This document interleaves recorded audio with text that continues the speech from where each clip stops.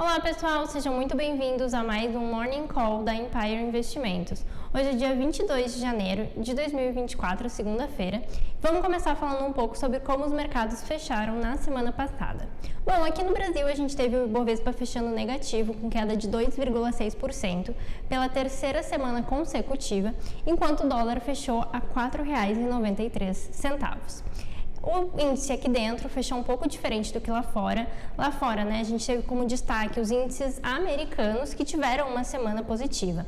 O S&P 500, por exemplo, ele atingiu a sua máxima histórica na sexta-feira, impulsionado principalmente por resultados de empresas do setor de tecnologia e também dados que saíram na sexta-feira de confiança do consumidor, que mostraram uma melhora nessa confiança e também uma redução nos índices de expectativa de inflação.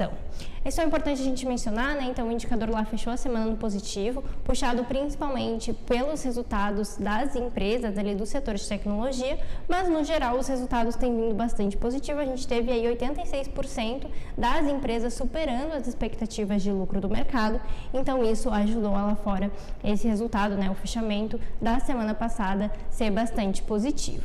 Hoje a gente começa a semana, segunda-feira, com as bolsas em alta. O Eurostock está subindo 0,6%, enquanto os futuros do S&P e do Nasdaq avançaram 0,3% e 0,6%.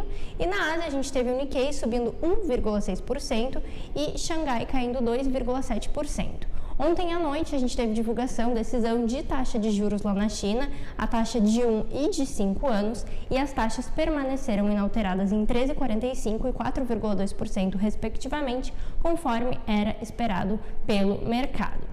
Além disso, destaque para os Estados Unidos na corrida eleitoral. A gente teve o governador da Flórida desistindo da corrida presidencial e declarando apoio a Donald Trump, que já é o favorito ali do Partido Republicano, então isso dá mais força ainda ao candidato.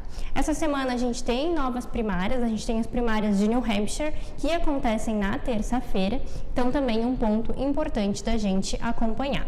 É claro, a gente continua também acompanhando as tensões no Oriente Médio, então as tensões ali principalmente, com seus impactos no preço do petróleo e também no preço de fretes, porque isso obviamente pode impactar a inflação mais à frente.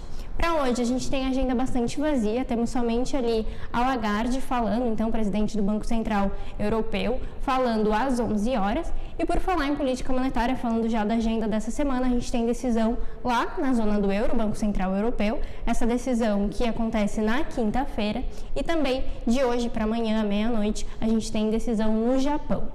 Nas duas localidades é esperado que as taxas permaneçam inalteradas, mas por parte do Banco Central Europeu vai ser muito importante analisar os indícios para as próximas reuniões.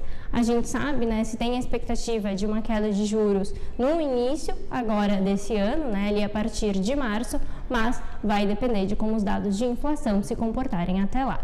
Além disso, lá fora a gente tem semana de divulgação de dados de atividade. Na quarta-feira a gente tem divulgação dos dados PMI para uma série de países ao redor do mundo, então dados importantes de acompanhar.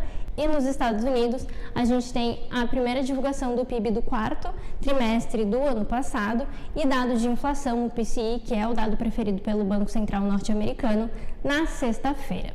Aqui no Brasil, o destaque principal está pela divulgação do indicador do IPCA 15, que vai ser divulgado na sexta-feira, e também as novas negociações envolvendo a MP da reoneração. Então, semana mais puxada principalmente lá fora, mas aqui dentro também, então, principal destaque na sexta-feira, IPCA 15. Bom, pessoal, por hoje era isso, até amanhã.